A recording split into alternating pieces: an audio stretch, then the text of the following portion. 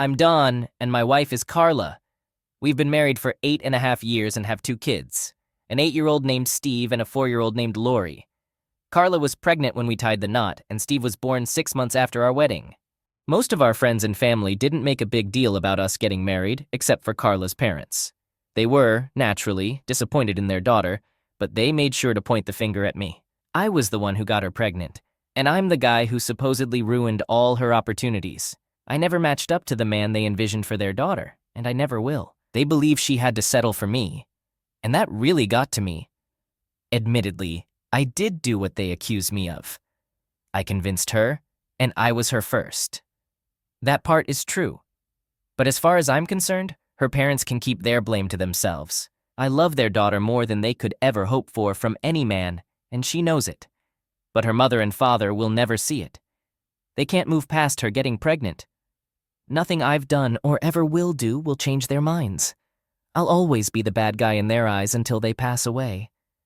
Carla and I met when she was a high school senior in Chicago Heights, while I was in my second year of college at the University of Illinois in Champaign.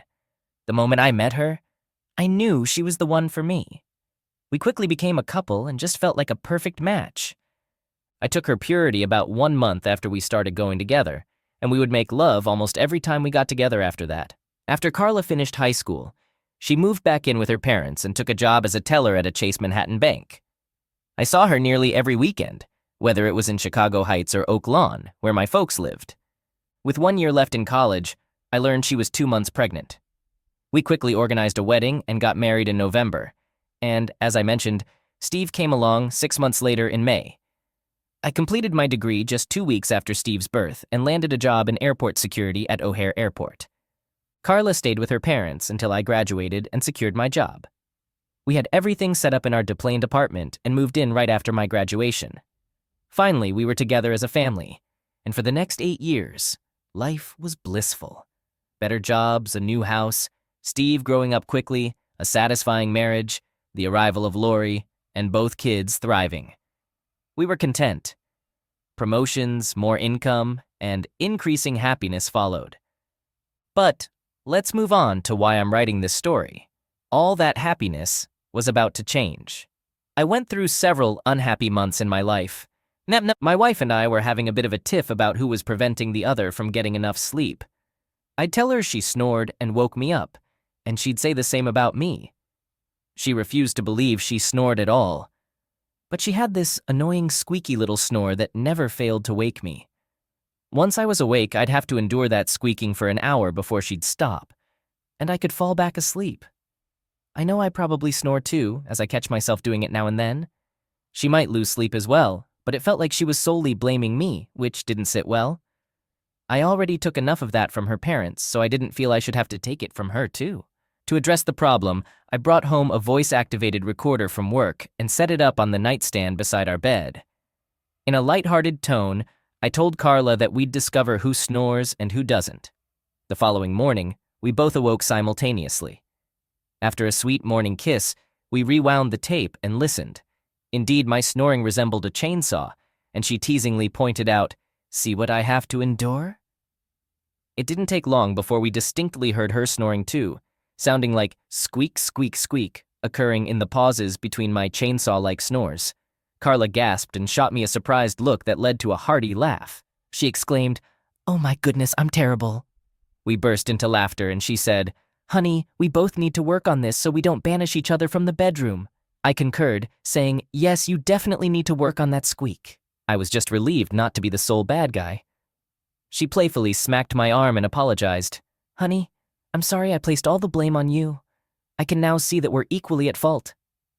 I pulled her close for a warm and affectionate kiss and hug, followed by some intimate moments. By the time we finished, both kids were awake, and we ended up running late for work. As you can guess, what happened next is a classic case of the recorder being forgotten. A couple of days passed, and she requested that I come home early to look after the kids because she had a meeting at the bank. I spotted the recorder and couldn't resist the temptation of playing it.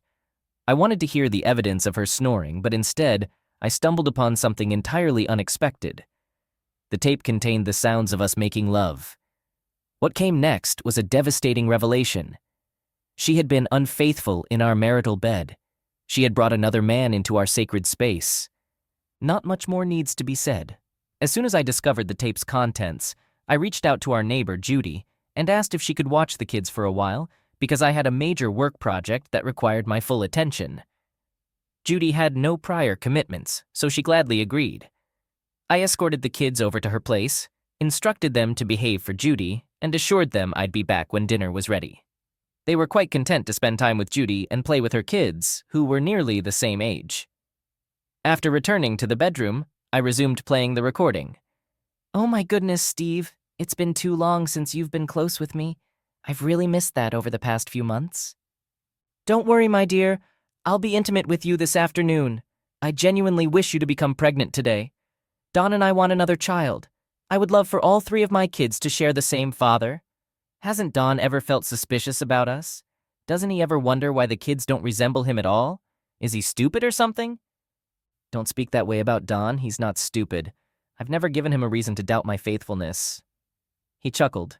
"Well, I still don't understand how you could slip the kids past him. Luckily, Stevie Jr. and Lori both resemble me, so there's no reason for him to be suspicious." "Well, perhaps today I'll give you a child that resembles me and exposes your secret. Then he'll divorce you, and you can marry me." "Stop talking about all this, Steve. I care deeply for Don and don't want to see him hurt. What you and I share is merely passionate fun, and that's all it will ever be between us." The rest of the recording was as expected, filled with the sounds of passion between a man and a woman. I won't go into detail. It's too painful for me to even think about anymore. I listened to the entire recording. My entire marriage was a facade. The love, trust, and closeness I believed we had didn't exist. There was no love or faithfulness on her part. How could she truly love me and engage in those actions? She couldn't. When I heard everything on that tape, it felt like a crushing blow. I was deeply wounded. Physically unwell, my heart raced, and I prayed it wouldn't give up on me. I was repulsed, emasculated, terrified, and furious. I can't continue. There are too many words to describe what I felt. Devastated sums it up best. I wasn't a foolish man, so I knew I needed to figure out my next steps. What would happen to me, my family, my life? First, I realized I had to secure a copy of the tape for evidence. I was certain it would be necessary in some way. The recorder had a dual tape system, so I set it up to duplicate from tape 1 to tape 2 and made my copy. I placed that copy in a plain envelope and stored it in the trunk of my car. Regardless of what unfolded in the following moments, I had that tape as proof. Secondly, I understood I had to keep my knowledge a secret, at least until I had a plan in place. I rewound the tape to the end of our snoring segment and erased the rest. Then I returned the recorder to the nightstand and left the bedroom. If Carla considered it, she might wonder if the tape had recorded her and Steve. However, she wouldn't hear anything, and I wouldn't tip her off that I knew her dark secret. I knew I needed all the facts to decide what to do. To start, I thought about when Carla and I first met and went from there. I got to know her through a friend of hers from school who was dating my cousin. I figured that her high school yearbooks would be a great source of information. So I went down to the basement, rummaged around until I found the box with all our high school yearbooks, and put both of our yearbooks into my car's trunk. I made sure to put the boxes back exactly as they were to avoid raising any suspicion. If she somehow noticed they were gone, I could always claim they got mixed up in another box. Lastly, I knew that if I saw Carla that night, she'd sense that something was seriously wrong. So I reached out to my boss, Jim, for help. Jim and I had become good friends over the years I worked with him, and I knew I could confide in him. I shared what I'd discovered and asked him to cover for me for a few days so I could get to the bottom of it all and make my final decision. I requested that he arrange a trip for me to New York, under the pretense of attending an anti-terrorism school. It was consistent with courses I'd taken before and wouldn't raise any suspicions. Of course, I had no intention of actually going. I had places to visit, people to meet, and a web of lies to unravel. Jim agreed to help with the cover story, explaining that this class had come up last minute and was something I absolutely had to do. I needed to be on a plane within an hour. I called Carla on her cell phone and explained the urgent trip Jim had asked me to take. I mentioned that I'd drop the kids off at Judy's for her to watch, pack quickly, and head to the airport. I told her I didn't have all the details for the class yet, but would update her when I found out. Naturally, she wasn't thrilled about my sudden departure, but I insisted there was nothing I could do about it and said goodbye. I heard her say, "I love you, Don," as I hung up, but I couldn't bring myself to say it back. I went over to Judy's place and told her I had to make a sudden out-of-town trip. I explained that Carla would come by in about an hour to pick up the kids, and Judy was fine with that. I asked if I could bring Steve and Lori home with me while I packed and said my goodbyes. She agreed, so we headed back to my place. Before leaving, I needed to collect DNA samples from the kids. I managed to get saliva samples from both Steve and Lori using Q-tip swabs. I planned to have their DNA analyzed and compared to my samples to prove I wasn't their biological father. The results would confirm what I already knew from Carla's confession on the tape. After packing enough clothes for a few days, I left the house with the kids and took them to Judy's. I thanked her for watching them at such short notice and headed out. I drove to a hotel in Harvey, another suburb on Chicago's south side. It was far enough from Chicago Heights to avoid running into Carla's family, but close enough to use as a base for my investigation. After checking in, I picked up some beer and got drunk. Seemed like the only way to cope. Why lie awake in pain and hurt? Why relive it all in my mind all night? Getting drunk was my escape. The next morning, I felt terrible. It was past 11 a.m., and I thought I might not make it to noon. My head pounded, and my stomach churned, so I did the only logical thing. Had a couple more beers. Oddly, it turned out to be the right call because the next time I woke up it was 3 p.m. and I felt a bit better. I ordered coffee and toast from room service. While waiting, I showered and dressed in clean clothes. The coffee hit the spot, and I managed to keep the toast down. Now what was I going to do with the rest of the day? I checked my cell phone for messages and found 3 of them. The first was from Carla, and she was upset that I hadn't called her when I arrived in New York. She couldn't reach me because she didn't know where I was staying. She wanted me to call her as soon as I got her message. The second call was also from Carla earlier in the morning, and she was really mad at me now. I hadn't called her last night or this morning, and she was clearly irritated. I didn't care, though. I planned to give her a big excuse when I finally talked to her. I knew I had to talk to her soon, but I would delay it a bit more. After all, she was already angry, so how much angrier could she get? I actually laughed at the absurdity of it. The third call was from Jim and came just a few minutes after Carla had called. He told me she demanded to know my whereabouts and what was going on.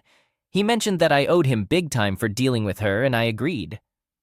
He explained to her that he had no more information than she did about where I was, since he didn't know the hotel. He also told her about the seminar being held at a conference center at JFK Airport, suggesting she could try to reach me there. But we both knew the bureaucracy of airport security, and even if I was there, it would be nearly impossible for her to locate me. In reality, since I wasn't there, it was even more impossible, so I felt safe until I called her. I figured I had a couple of hours to work on my project before she got home from work. I sat down with my laptop and started working through my checklist. I listed everything I already knew and noted the details I needed to fill in. I went through her yearbook and made a list of every person who had written in her junior or senior yearbooks, cross-referencing them by class year. I also called her high school and inquired about a reunion book for her upcoming 5-year reunion.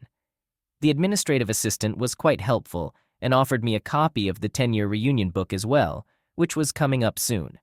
I asked if it was available electronically and provided my email address for her to send it to me. 5 minutes later, I had the list and began matching the names from the yearbook with their married names, spouses, addresses, and phone numbers. Let me tell you, it was a goldmine of information. I had the most up-to-date list I could have hoped for. I even knew details like the names of children, pets, hobbies, favorite foods, and so on for all of Carla's classmates. I also discovered that Carla had submitted our current information, including our 2 kids, with a footnote that read, "Hopefully number 3 will be on the way soon." At this point, I was pretty sure Carla would be back from work, so I decided to make the dreaded phone call to her and endure her anger for a few minutes.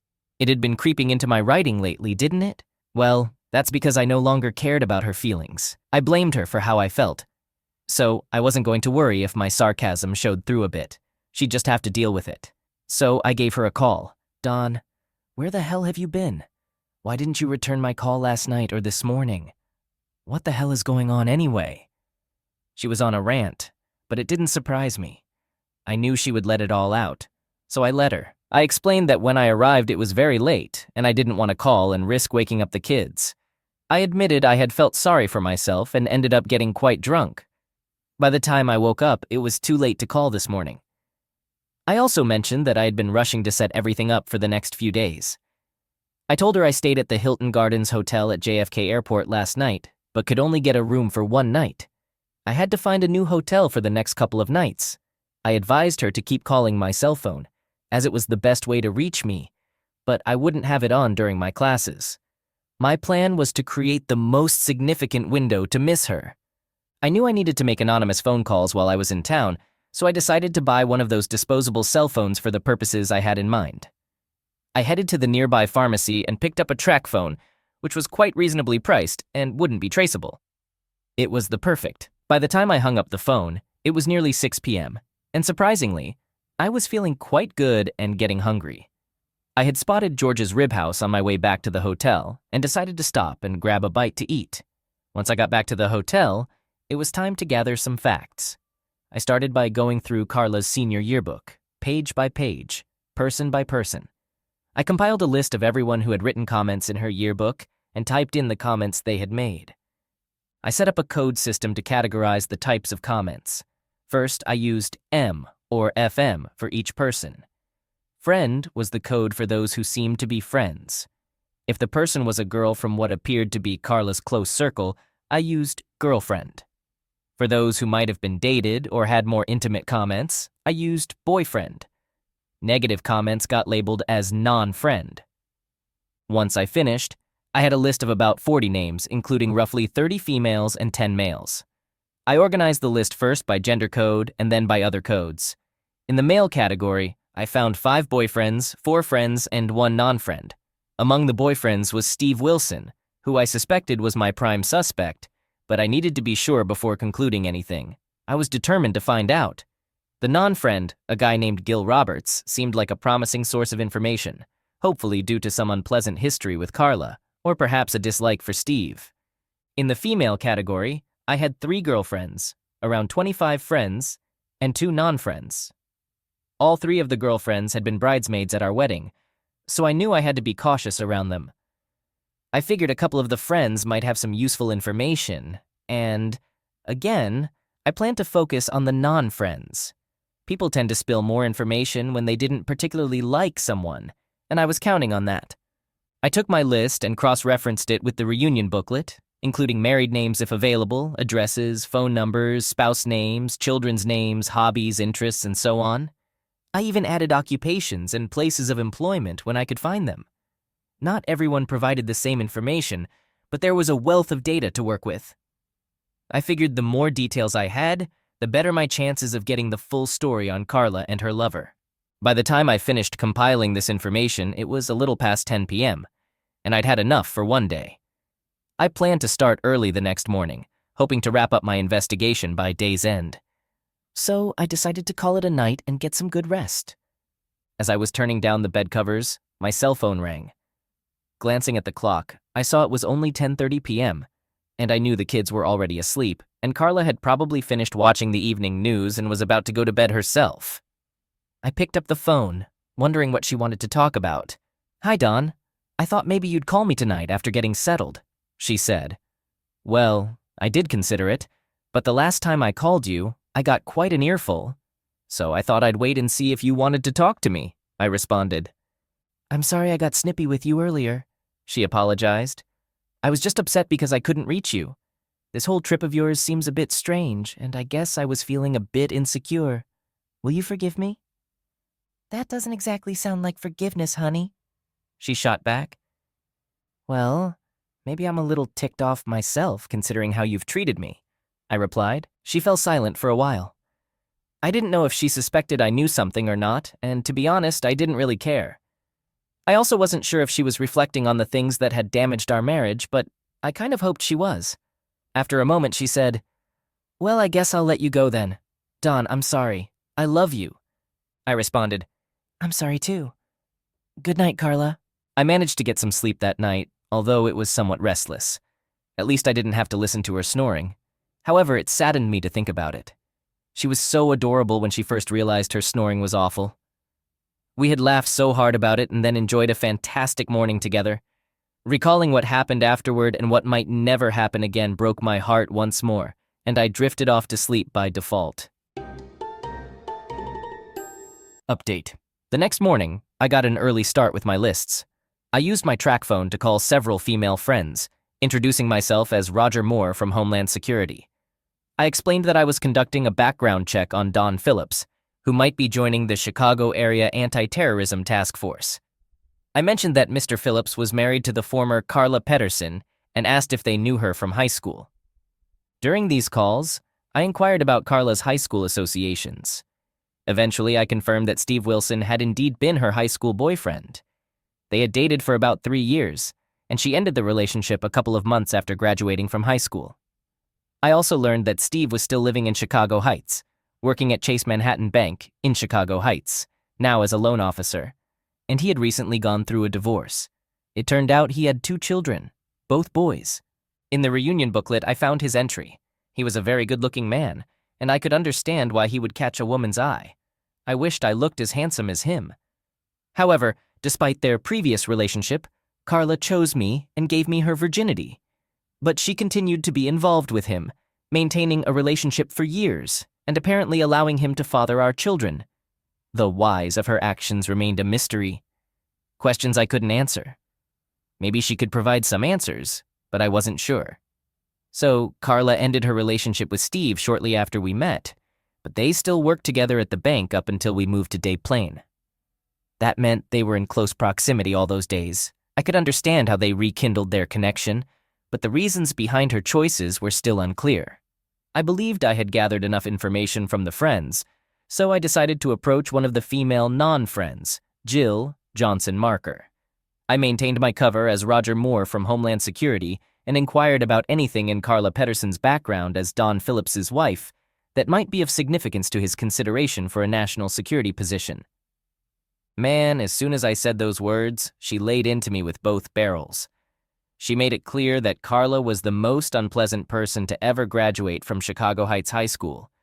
According to her, Carla was a boyfriend stealer and a cheater. I asked her to explain why she felt that way.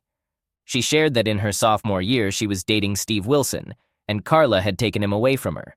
While she acknowledged that boyfriend stealing isn't illegal, she believed it spoke to Carla's character. As time passed and Carla met her husband Don, the flaws in her character became more apparent, she confided. According to rumors, often started by Steve, Carla resumed her relationship with Steve after they both worked at the bank. Steve proudly claimed that he had fathered 2 of her children and even spread the news that she was pregnant again this week. This was the latest gossip. Jill expressed her doubts about entrusting national security to Don Phillips due to his unfaithful wife. I hadn't expected it to be so straightforward. I also didn't anticipate how much it would pain me to realize that others were aware of what had been happening all these years while I remained oblivious. I thought I might as well get the lowdown from the other 2 non-friends, so I called the other female, and her story closely paralleled Jill's. She was the sister of Steve's ex-wife. Her sister had divorced Steve after hearing the rumors and confronting him. Steve bragged about it, mentioning he had fathered 2 more children. I requested Jill to provide me with her sister's phone number, and she willingly did. I planned to use it later. As for the male non-friend, he had been in love with Carla throughout high school, but she never gave him a chance. He mentioned that she claimed to be in love with Steve, but probably wouldn't marry him because he was so self-absorbed. Supposedly, Steve had been trying to get close with Carla for 3 years. She always told him that she would only give her virginity to her future husband, but after losing her virginity, she might consider being with Steve for old time's sake. This attitude hurt the person sharing this information with me. He had hoped to be her future husband, and realized that she might not remain faithful to him. He believed she might allow Steve back into her life if he pursued it. He stopped trying to date Carla after that. Her apparent attitude stung me even more than I already was. It became clear to me that Carla hadn't planned on being faithful to me in any way. I had gathered nearly everything I needed from my list of names. Now, I wanted a bit more insight into Steve, so I visited the bank to see him in person. I wasn't going to reveal my identity, but I wanted to observe him in the flesh. He matched the pictures, tall and athletic. It was a shame that he had a negative reputation. Otherwise, he might have been a good catch. I had a few more calls to make and stops to complete before returning home, but I was confident I'd be back in Des Plaines before nightfall. I checked in at the Candlewood Suites extended stay hotel near the airport and called Carla around 8:30 p.m. I informed her that I'd be home around noon the following day and suggested she take the afternoon off for some quality time together. I had grown quite resilient in my circumstances, and I didn't let on about what I had uncovered. I figured she had lied to me for years, so a few lies from my side wouldn't hurt much. I reassured her of my love, that everything would work out fine, and then I slept well. The next morning, I stopped by my office to have a lengthy discussion with Jim. He was eager to learn what I had discovered, and I shared all the information I had gathered. He gave me an overnight envelope from the DNA lab where I had taken the DNA samples the previous day. It was an additional cost, but I was relieved that they offered overnight service. I opened the envelope because I wanted Jim to be aware of the results, too. It was important to me that he knew all the facts. He was both my friend and boss, and I might need to request a significant favor from him in the future. Dear Mr. Phillips, we've completed testing on all 5 samples you provided on Wednesday, November 15th. Sample 1 is a male and is a full sibling to Sample 2, also a male. Sample 3 is a male and is a full sibling to Sample 4, who is a female. Samples 1 and 2 share the same father and have a different mother than Samples 3 and 4. In other words, all 4 samples share a common father, but Samples 1 and 2 have a different mother than Samples 3 and 4. As for Sample 5, which we know is you, Mr. Phillips, it is in no way related to any of the other samples. So, there is no DNA evidence to indicate that you are the biological father of any of the 4 children represented as Samples 1, 2, 3, or 4. If you need further assistance, please don't hesitate to contact us. Sincerely, David Rafferty, Ph.D., Accurate DNA Labs, Inc. I had reached out to Steve's ex-wife and arranged to talk to her. She agreed to meet with me and allowed me to take saliva swabs from her 2 children. I had a sworn statement in my briefcase from her, confirming that she willingly provided the DNA samples for her 2 children. Jim gave me a warm hug before I left and expressed his sympathy for what I had discovered and what I was going through. He assured me of his support and willingness to assist in any way. He also made a lighthearted comment that he'd better watch out or I might take his job away, considering the thoroughness of my investigation in such a short time. We both shared a laugh, although it was a rare moment of joy in what had become a heavy situation. I gathered the tape, statements from many of Carla's former classmates, a letter from Steve's ex-wife, a certified letter from the DNA lab, and my aching heart. With these in hand, I went home to confront my wife. I arrived at our house a few minutes before noon.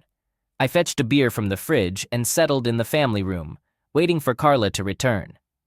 Shortly after 12 p.m., I heard her come in from the garage. She hurried over to me, hoping for a hug and kiss, but I evaded her. I could see a strange expression on her face when I did that, but I knew things were about to get much worse, so it didn't really matter all that much. She asked me what was going on, and I asked, "Do you want a beer?" She responded, "No, just tell me what's wrong." I said, "Carla, I know you've been having an affair." She started to speak to deny it, but I raised my hand to stop her. I told her, "I don't want to hear a word from you right now. I know you've been having an affair and I have evidence. With that knowledge, there's no reason for me to believe anything you say. So don't continue to lie to me and claim you haven't been. Just sit on the sofa and let me explain how things are going to be. That's all I want you to do right now. Don't talk, don't cry, don't deny, and don't apologize. Right at this moment, none of that matters. Just sit and listen to me." Her face turned pale, and I could see fear in her eyes. I asked her again if she wanted a beer or at least some water, and she chose a glass of water. I got it for her and pulled up a chair across from her so I could sit and look her in the eye while I shared my thoughts. "Carla, I know you're having an affair. I want you to know that I have plenty of evidence to back it up. I want to make it clear that I'm not lying to you.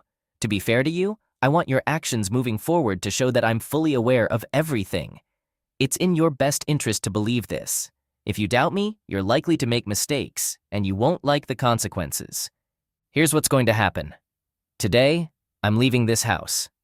I'll be packing up everything I might need for the next month, and I'll be moving out. Yes, for the next month. I won't be living here. We'll still be legally married, but I won't be residing here. When I mentioned this, she gasped and started to whimper, but she didn't openly cry or attempt to speak.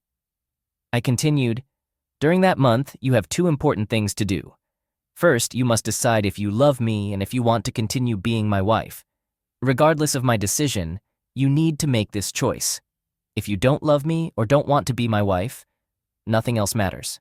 So you must make this decision. But I don't want to hear it today. Take the time to think about it, and after 1 month, you can let me know, not before. Secondly, you need to put in writing all the details of your betrayal of our marriage. I loved the Carla I knew, the one I married. I have to tell you that I don't love the Carla I now discover because I don't even recognize who you've become. So every single aspect of your affair or affairs needs to be disclosed to me. I want to know who you had this affair or these affairs with. If it was just one person, I want their name. If there were multiple people, I want all of their names. I want to know why you had this affair or affairs. What did they offer you that I couldn't? I want to know when they started, how often they occurred, where they happened, what you did, and what you said. I want to know what you gained from these affairs. I want every detail, Carla. Don't leave anything out. I want to get to know the real you, the woman you truly are. I've lost the image I had of you, but if I'm going to have any shot at saving our marriage, I need to understand who you've become. Remember this, Carla. I have concrete evidence. That said, do not omit any details, and don't even think about trying to deceive your way through this. If you lie to me, I can guarantee it's over. If you tell me every truthful detail, there's a chance we could salvage our relationship. I said a chance, no promises. Don't read more into it than that. I could see the panic intensifying in her eyes, and I was fairly certain she grasped the seriousness of the situation. If you find you can't or don't want to tell me the truth, just let me know by the end of the month, and we'll end our marriage as swiftly and painlessly as possible. Right now, the ball is in your court. You have all the decisions to make over the next month. When you've decided on your feelings toward me and whether you want to remain married to me, you can email a message to me at my work email and attach your written account of your betrayal. I expect both of those exactly 4 weeks from today, no sooner and no later. Also, if I ever discover that you resume your affair at any point in the future, our marriage will be immediately terminated. Ensure you understand that. Now, concerning the kids, do you want them with you for the next month? Or would you prefer I take them? Either way is fine with me. If you want them, I'll visit them every Wednesday night. I'll pick them up from the babysitter and have them until 8:30 p.m., then bring them home. I'll call you upon arrival so you can come get them, and I know you're here. On weekends, I'll have them on one of the 2 days. You work out the schedule that suits you best, and I'll adhere to it. If you don't want the kids, I offer the same schedule to you as I've proposed. You can collect the kids from the babysitter on Wednesdays, and I'll pick them up here at 8:30 p.m. You can have them on one of the 2 weekend days each week, and I'll bring them to you on the chosen day. I'm going to start packing my things now, and once I'm finished, I'm leaving. Please decide about the kids before I go. With that, I exited the room and went upstairs to pack a few bags. While I was packing, I could hear her sobbing downstairs. But by the time I returned, she had regained some composure. Her eyes were red, and her makeup was smeared, but she seemed more in control. Don, I know you don't want to hear this.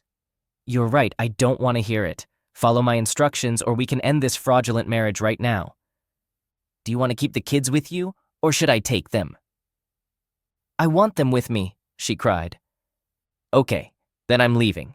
I'll call you tomorrow to discuss the schedule for picking up the kids on Wednesdays and 1 day each weekend. Goodbye, Carla. And I left. The month passed relatively quickly. I took Steve and Lori out to dinner every Wednesday night and then back to my hotel suite. Lori, being so young, didn't know much about what was going on, but Steve had some inkling that something was amiss. He asked me why I wasn't at home, and I explained that his mother and I were dealing with some marital issues and trying to work them out, so it was best if I stayed away for a little while. I reassured him to be patient and not worry about us, emphasizing that both his mother and I loved him and Lori very much. Steve seemed satisfied with my answers, and I left it at that for the time being. I saw Carla each time I dropped off the kids at the house. She'd come to the front door to greet them and ensure they entered the house safely. Once she started walking toward the car to talk to me, but I simply held up my hand to stop her and drove away. I could see her face in tears as I drove away, and she remained in the doorway. Exactly 1 month to the day after our confrontation, I received an email from Carla. Her message read as follows. Dear Don, I want you to know that I am deeply sorry for the pain you've endured. I love you, and I want to be your wife. Please call me after reading my letter and decide to come back to me. I want to spend the rest of my life with you. I need you and your children need you. Love, Carla. Upon reading that, I already suspected that Carla wouldn't be completely honest in her letter. I knew she wouldn't admit that Steve and Lori weren't my children. However, I had to read the letter to be certain. Attached to the email was a lengthy letter with the following content. Dear Don, I'm writing this letter to persuade you to return to me. I love you deeply, and I want to continue being your wife and grow old with you. It's a simple thing to say, but what I have to tell you is extremely complicated. I know it will hurt you, and I never wanted that to happen, but I'm committed to being completely honest with you. I love 2 men, you and Steve Wilson. You mentioned I was having an affair, and by most people's definition, I suppose I was. However, I didn't see it as an affair. An affair typically involves a brief infatuation leading to a short-lived, illicit romantic relationship. I understand this is going to be painful, but my relationship with Steve dates back to before my relationship with you. You know I was involved with someone else when I met you. That someone else was Steve Wilson. We had been dating since my sophomore year. Steve is a handsome, charming, witty, intelligent, and caring man. He still possesses all those qualities. Shortly after I started dating him, I realized I was in love with him. He embodied most of what a girl could hope for in a boyfriend or husband. I loved him, Dawn, but he had one significant flaw that made marriage impossible with him. He was incredibly attractive and overly confident, making it clear he wouldn't stay faithful to me as a husband. Despite my love for him, I knew I could never marry him, and I was determined to preserve my virginity for my future husband. He persistently tried to persuade me otherwise, and although part of me was tempted, I held my ground. Then I met you. In a short time, I realized I loved you and wanted to marry you. The issue was that I didn't stop loving Steve. I loved you both differently yet similarly. It's hard to explain, but that's the closest I can get to describing my feelings. Steve continued to pursue me despite knowing about you and my love for you. I once told him that maybe, after I gave my virginity to my future husband, I might consider having closeness with him before marriage. He found it odd, but didn't press the matter. After we made love, he could tell that something had changed. He kept asking for the opportunity I had offered, and we weren't married or even engaged. Even though I knew you were the man I wanted to marry, Don, I gave in. I allowed Steve, and in truth, I wanted him to be intimate with me. I loved him alongside my love for you. I became pregnant, and I was certain it was Steve's child, not yours. But I wanted you to be my husband, not him. I can't believe I did all of this to you, but I did. From that moment forward, I know I betrayed your trust. I informed you about our impending baby, and you married me. You never questioned the child's paternity since you were the one who took my virginity. Little Steve looked like me, so there was no doubt about that. I didn't stop seeing Steve when you were away. We continued to meet every month or so. I remained involved with him even after our marriage. Loved you both. You were a fantastic father to Steve and continue to be for Lori. A woman couldn't wish for a better husband. My love for you kept growing each day, although I understand this won't make you feel any better. My love for Steve remains unchanged from what it was back then. I scrutinized you closely for a couple of years, almost hoping you would be unfaithful so I could somehow justify my actions. But you never seemed to cheat on me as far as I could tell. You embodied everything a woman desires in a husband, and I was glad to have you even if I didn't deserve you. I'm aware I'm dragging this out, but I'll continue and tell you the rest. You wanted me to explain many things, so I need to provide all the details I can. Who is Steve Wilson? The answer is Steve Wilson. Why? Because I love him. Where? We met in various places, his home, here, hotels and motels. We would meet at restaurants, parks, and in our cars. When? I don't remember all the dates and times, but it was once a month or every other month from then until now. We just made it happen when we could. We made love. We played and we played. We talked, we kissed, and we hugged. He did things with me that you and I had not done.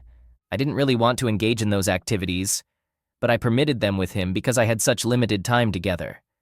Dawn, he loves me as well. I saw it as a small consolation because I was your wife living with you, while he only had me for brief periods. Steve eventually got married. It didn't last because, just as I expected, he cheated on his wife. He was involved with me and other women too, which his wife discovered, leading to their divorce. He urged me to divorce you and marry him, but I made it clear that I would never divorce you. I knew he would cheat on me, and it's amusing how the standard I demanded in a husband's character was much higher than the one I exhibited as a wife. I deeply regret that. Dawn, I know this is already too much, but there are 2 more things you need to know. Steve is also Lori's father. I'm pregnant, and I'm fairly certain it happened the last time Steve and I were together. This means that all 3 of our children have Steve as their biological parent. I thought it would be best if they were all true biological siblings, leaving no doubt. However, you are, and always will be, their father. You've loved and cared for them, while Steve hasn't even met them all these years. He doesn't want to be their father, and I don't want him to be either because I want you to be their father. I'm deeply sorry that all of this occurred and that you've been so terribly hurt. If I could undo it all, I would. I'm praying that you'll come home to me, that you'll give me a chance to work this out and save our marriage. I'm praying that your love for me is strong enough to desire that. Please come back to me. I realize I haven't answered every question you must have, but I promise to address any inquiries you have. I'm begging you to give me a chance. I'll be waiting for your call.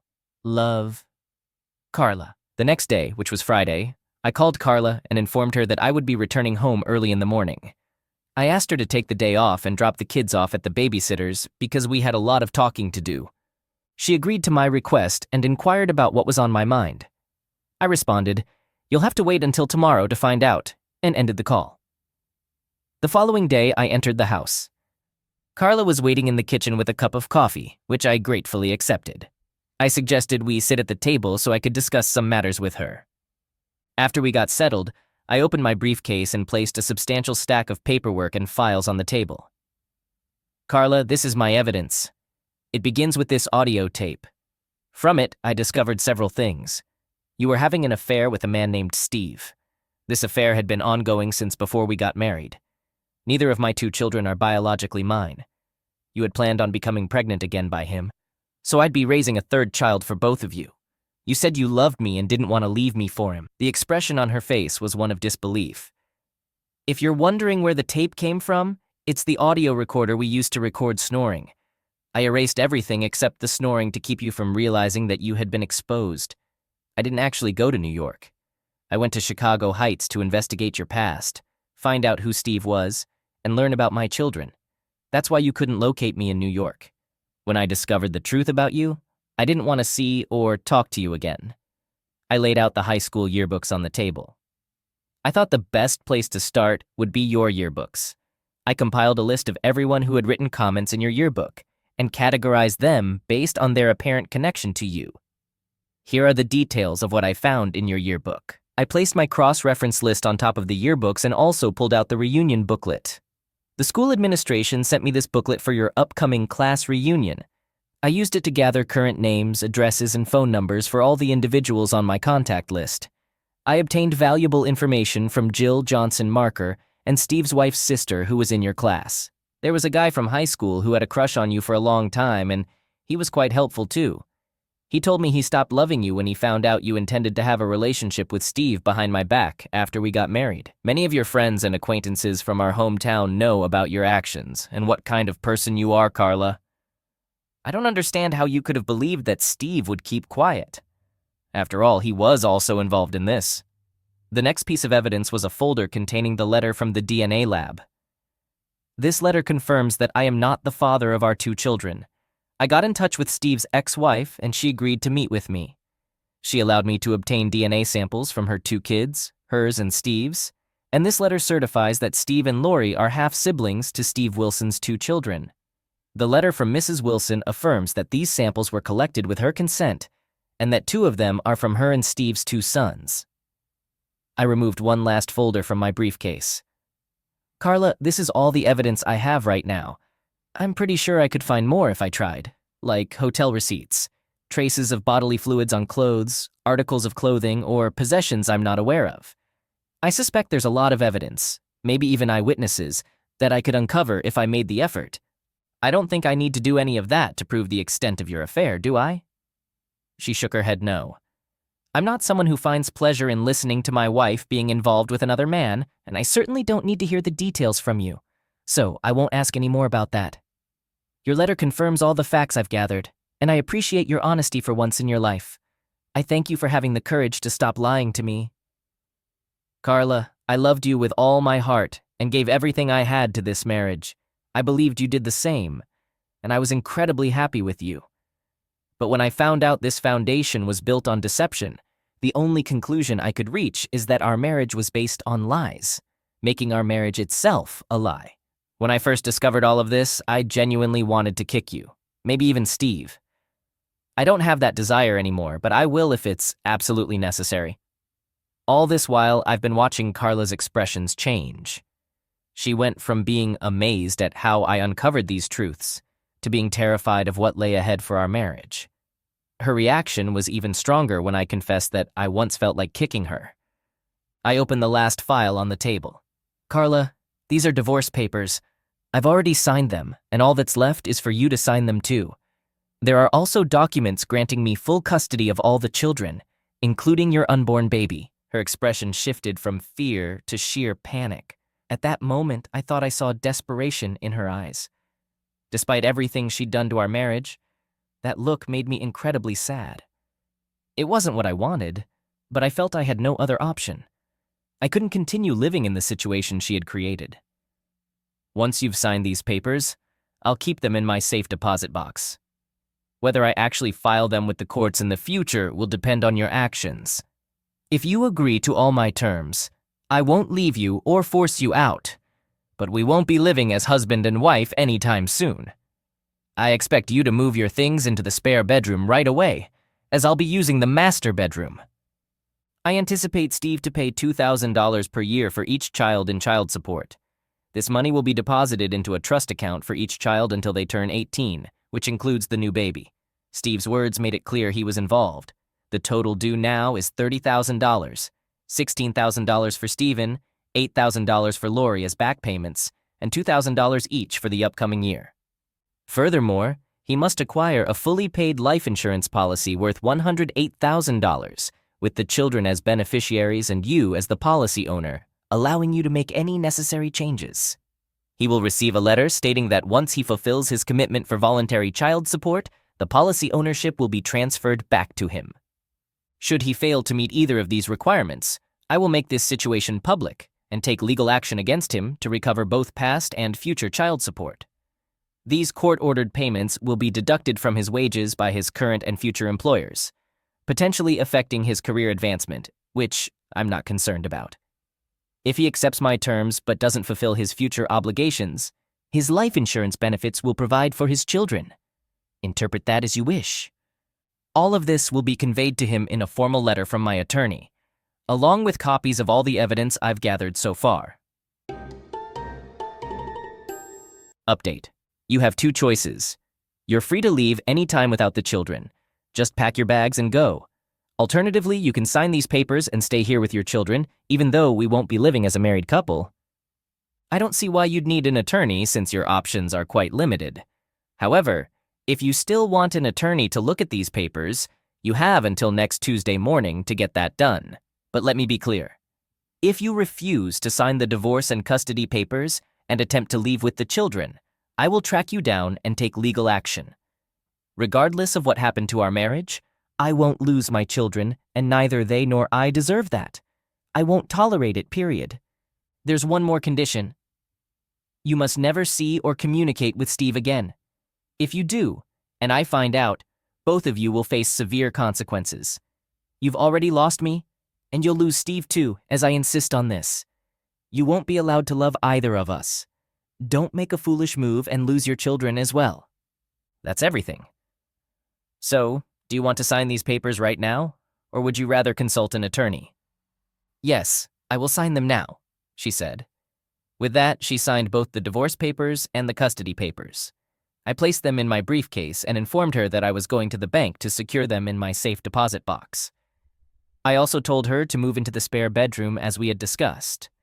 I said, "Goodbye, Carla, I'll see you tomorrow," and then I left. I moved back in the next day and got settled. Carla had relocated her belongings to the spare room as instructed. Life moved forward.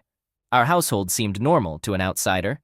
We maintained civility, engaged in conversations, shared meals, played with the children, and laughed at their antics.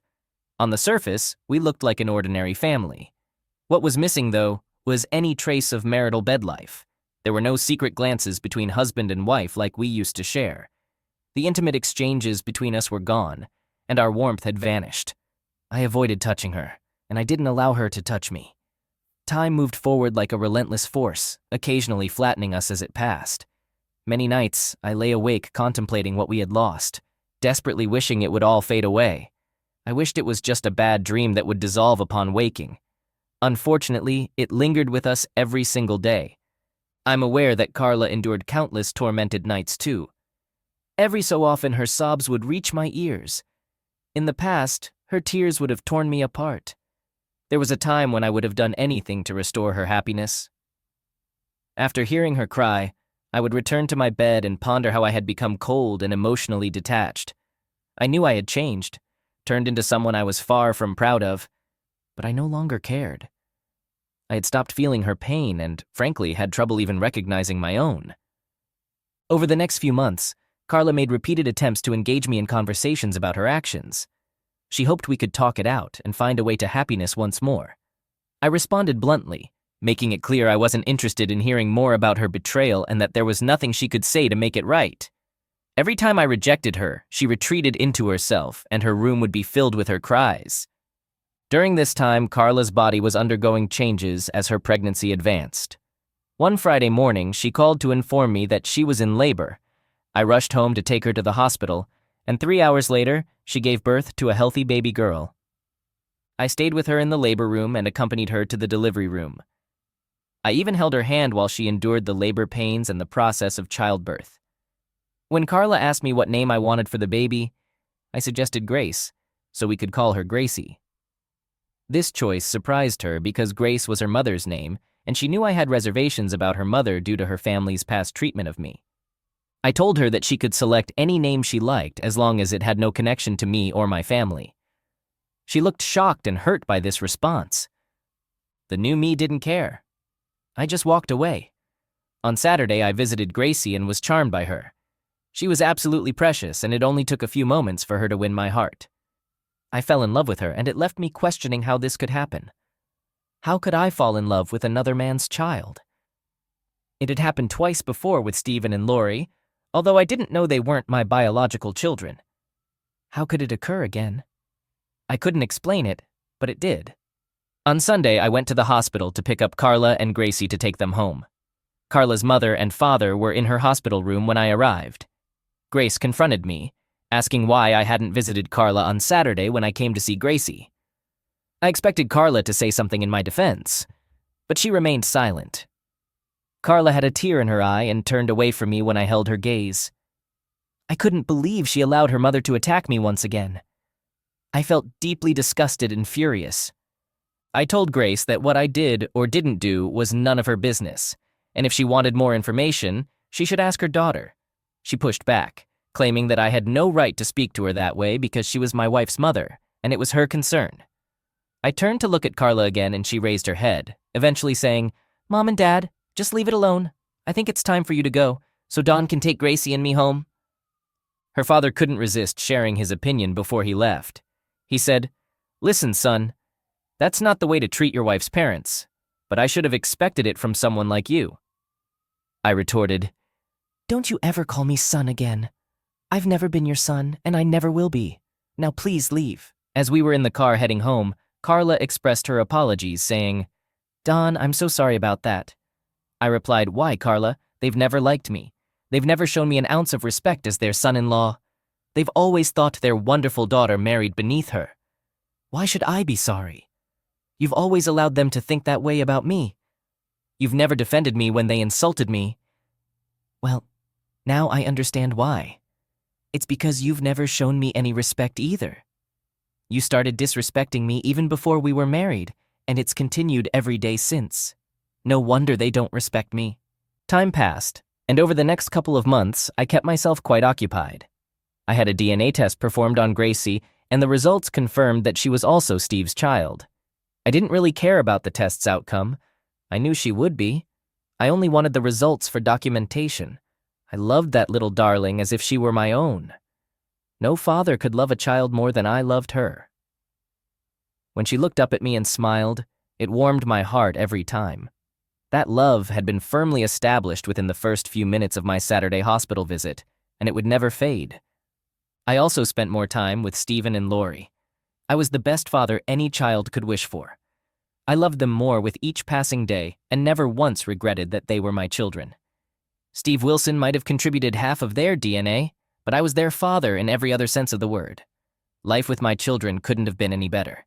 I loved and cherished them, and they loved and cherished me. The only thing missing was the love of my life, Carla. I often ruminated on that love and how much she had meant to me over the years. God, I missed my wife. I missed the woman who loved me. I cried often. Another action I took was using my connections to tap Steve Wilson's office and home phones. I'm aware it was illegal, but I didn't care. As expected, I discovered what I was looking for. Carla couldn't resist the urge to call Steve and inform him that he was a father again. Hi, Steve, it's Carla. What are you doing, Carla? You know you're not supposed to contact me. What if Don finds out? Oh, he won't find out, Steve. I'm using a payphone in the mall. There's no way he can discover that I called you. Sweetheart, I just wanted to tell you that you're a father again and she's adorable. Her name is Gracie. You make the most precious babies. I'm happy that she's adorable, Carla. When do you want to start working on the next one? He chuckled. You know I can't do that right now, Steve. Don and I haven't had closeness since he found out, so there's no way I could get pregnant now. Wow, you must really need it badly then, huh? When do you want to get together? I do need it badly, Steve, and I'd love to meet with you, but I can't take the chance right now. I'm still hoping that one day Don will forgive me, and I can have my marriage back. After that, we'll have to see if we can find a way to be together occasionally. I doubt it will ever be like it was before, though. Don is a lot more suspicious now than he was back then. Okay, Carla, just know that I'll try to meet you wherever and whenever you can make it. Please stay in touch. I will, Steve. Goodbye, sweetie, I love you. If you believe that phone conversation hurt me or made me furious, you're mistaken. After what she had done to me, there was nothing left of my heart that she could destroy. I was completely cold towards Carla. In my eyes, she was irrelevant. All the love I once had for her was now directed towards Stephen, Lori, and Gracie. They received all my love, and there was nothing left for Carla. Nothing she did or could ever do would change that. If I hadn't had my children to love, things might have been entirely different. I might have wasted away or turned to alcohol or work. I might have forgiven her and tried to rebuild our marriage. None of that happened because I had my children to love and they loved me. I didn't need anything or anyone else. Update. A few months later, Steve Wilson tragically left this world in a car accident. The accident occurred when his car veered off the road and collided with a tree. Carla learned of his death when she dialed his office number and a stranger answered. I had kept the phone tap active for this very reason. Hello, this is Jonathan Davis. Oh, I was trying to reach Steve Wilson. I'm sorry. Steve Wilson doesn't work here anymore. May I ask who is calling? I'm just an old friend. I'll try to call him at home. Miss, I know this might be a shock for you, but Steve was in a car accident about 3 weeks ago. You should probably contact his family for more details. I'm so sorry to have to tell you that. I heard her gasp as the shock took her breath away, and then the line went dead. That night when I came home from work, Carla gave me a strange look. I didn't act any differently than usual and she didn't say a word. That night I heard her sobbing again in her bedroom, and it continued for several nights. Shortly after, she received a letter from the insurance company with a claim form for Steve's insurance, naming the children as his beneficiaries. She showed it to me and asked how to fill it out. When it was mailed, she gave me another strange look. You didn't seem shocked when you found out Steve had died, she said. I replied, Carla, I have no feelings for Steve one way or another now. I'm not shocked and I don't care. All I'm concerned about is ensuring his children have the money for their college funds. My reaction clearly unsettled her, and she continued to look at me strangely. A week later, a check arrived for $108,000, the payout from Steve's insurance policy. Carla and I deposited the funds into each of the children's college fund accounts. Each account had $46,000, plus some earned interest from Steve's initial deposit. When Steven was ready for college, he'd have about $80,000 available. Lori would have around $100,000, and Gracie would have roughly $130,000. This would be a significant help in covering any education costs they might have. On the way back home, I mentioned that, at the very least, the kids' college expenses were secured, and we wouldn't need to worry about funding each year. Upon arriving home, Carla requested to have a conversation. I agreed, and she inquired whether I would ever forgive her and love her again. I shook my head, signaling a no. She called me a cold-hearted person. I admitted she was entirely correct about that. She asked how I could become so emotionally distant. I explained that I had never been that way in the past, and was confident that her actions towards me had caused me to become this way. I assured her that I didn't feel the same emotional distance with my children, and she recognized that she didn't see this side of me when I was with them either. I stated that it was evident that genuine love or respect for me had never existed, and she had only been utilizing me all these years and would continue if given the chance. Then she surprised me by asking if I had played a role in Steve's death. I was certain she suspected it from the moment she learned. I nodded in agreement.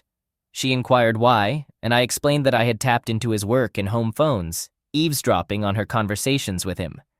I told her that I had overheard everything, including her discussions about him becoming a father again, and even her considerations of a potential reunion, albeit not immediately but perhaps later after things had settled down. I stated that it was evident that genuine love or respect for me had never existed, and she had only been utilizing me all these years and would continue if given the chance. She wondered if her end was near. I nodded in agreement, affirming that it was only a matter of time. 2 months later, she grew weary of waiting and took her own life. Tears welled in my eyes, not for Carla. She had become a stranger to me over a year ago when I first heard the recording, exposing the falsehood of our marriage. However, my tears flowed because my children were in pain. Their innocent hearts, shattered by this tragedy, broke my own. Carla left me a letter, strategically placed for only me to discover. The letter began, "Dear Don, I am deeply apologetic. I cared for Steve, but not in the way I cherished you. My love for you surpassed anything else. I am aware that my actions obliterated your love for me, and I cannot endure a life without it. I understand the immense pain I caused you, and I had hoped that, with time, you might find it within yourself to forgive me and love me once more. I realize that my choices transformed you into a person you were never before. When I saw you confront Steve, I understood that your love for me had vanished, and I couldn't bear to accept that truth. I will carry the knowledge of having ruined a good man to my grave. I suppose you weren't the ideal husband for me after all. What I really wanted was a man who could accept my selfishness, my desire to love and be loved by 2 men. I don't blame you because it's an unreasonable thing to ask of anyone, but that's what I longed for. I lacked the strength to release myself from Steve's love. I should have, but I couldn't. I hope that my passing will free you from the inner turmoil you're experiencing. I hope that someday you'll find it in your heart to let go of the anger you carry towards me and Steve. I pray that you'll eventually forgive yourself for the person you became and for your actions towards Steve. I also know that the bad feeling is never around when you're with your kids. I can see the love and admiration in your eyes, and it makes me happy to see them loving you back. When you look at the kids, I hope you can see a part of me in them and love them a little more for it. I hope that one day you'll love me again through your love for them. I'm really sorry, Don. Please forgive me for this last action. I just can't handle it anymore. I love you, Carla." This time I cried genuinely. The bad feeling went away as she had hoped for. I cried for the friend I lost, who would never share laughter or tears with me again. I cried for the lover who would never embrace me or love me again. I cried for the mother of my children, who wouldn't be a part of their lives, their joys, their weddings, their grandchildren, their achievements, or their setbacks ever again. I cried for the emptiness in my heart that was left when the hatred disappeared. I had filled that space with hatred to erase the love I felt for her, and now it was vacant. I cried for the life I had imagined with Carla, knowing it could never be replaced. And then I cried for my soul, realizing I had allowed myself to become less than human because of my hatred. I got rid of the letter. I went to the bank and got rid of all the proof that she cheated, except the DNA evidence that was kept in the safe deposit box. No one would ever find out about it unless there was a future health reason for my kids to know I'm not their biological father. In my will, I arranged for money to be put into a medical trust and appointed a medical trustee to manage it. The DNA results would be given to the trustee in a sealed envelope, only to be opened if there were any hereditary health issues. I'd do whatever it takes to keep Carla's memory positive and healthy for her kids and her family. No one else needed to know what she did. I never stopped Carla's parents from seeing their grandkids. They loved them and treated them well. I knew they held me responsible for their daughter's death. I could see it in their eyes, but they were smart enough not to bring it up. I guess they thought it was best to treat me well, or I might not let them see their grandkids. I wouldn't have done that, but I was grateful they didn't bother me. Over time, the emptiness in my heart began to fill with love for the kids and fond memories of Carla. Despite everything that happened, she had made me happy for 8 years, and I didn't want to erase that anymore. Eventually, I even forgave myself. It took a while, but it happened. I had 3 amazing kids, and they needed their father. I sat in the front row and watched Steven graduate from high school. He got his diploma from the school board president, who gave him a warm hug. Next up was her daughter, Jennifer. She got her diploma and a hug, too. Jennifer was Steven's girlfriend, and they'd been together since his first day of high school 4 years ago. I couldn't be prouder of him, and I couldn't help but think that Carla would be proud, too. I know I had tears in my eyes as they walked off the stage together, looking so grown up. Steven and Jennifer were both heading to the University of Illinois in the fall, and they were deeply in love. It was clear to everyone that they'd eventually get married. I was sure Carla would have liked Jennifer too. After the ceremony ended, they came down to the audience and gave me a big hug. I couldn't have been prouder of them. They both did really well in school and were great at sports. Their future looked really bright. Steven asked if it was okay for him and Jennifer to go to a few graduation parties before coming home, and I said yes. Jennifer gave me another hug and said, "Thanks, Daddy. We'll see you and Mom later." As they walked away, I thought about what she called me. Daddy. I had become her father, too. I met Leslie, her mother, a few weeks after Steven started high school. She was the school board president and involved in school activities. Steven kept talking about Jennifer and how great her mom was, and we eventually met at a football game. I felt like a teenager again because I was immediately smitten with Leslie. I probably acted like a fool. I learned that she was a single mom. She had divorced when Jennifer was 9, and her ex-husband wanted nothing to do with their family. After chatting for a while, I asked if she wanted to get coffee after the game, and she said yes. We spent a lot of time together, and a year later, we got married. I love her deeply, and she loves me back. For a long time, I didn't think I could ever be happily married again. But I am. For the past 3 years, we've been a complete family. She loves Steven, Lori, and Gracie as if they were her own, and I love Jennifer like she's my own daughter. I've learned that you don't need to be a biological parent to love a child. Leslie is aware of everything that happened with Steve and Carla. She knows all the actions I took during that time. I didn't want to keep any secrets from her if I was going to love her and spend my life with her. When I explained everything to her, I saw her expression change briefly. She mentioned that my revelation surprised her, but she believed I was telling the truth about the bad times being over, so she wasn't worried about our future. Our life together is amazing. I have a new friend, a new romantic partner, and a lifelong companion for all my dreams. My heart is filled with love for my new wife and our children. And yes, there's a small space in there for the good memories I shared with Carla. Steven has grown into a handsome young man, and while he resembles Carla somewhat as he ages, he starts to resemble his father more. On the other hand, Lori and Gracie are like mini versions of their mother. They are beautiful and charming, and I see so much of Carla in them that I can't help but love her for giving me these wonderful children.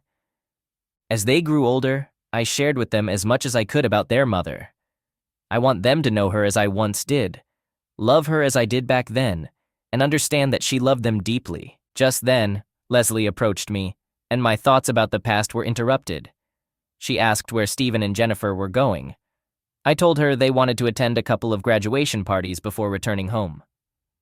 She smiled at me and suggested that if I hurried, we could head home and start working on the baby we had talked about.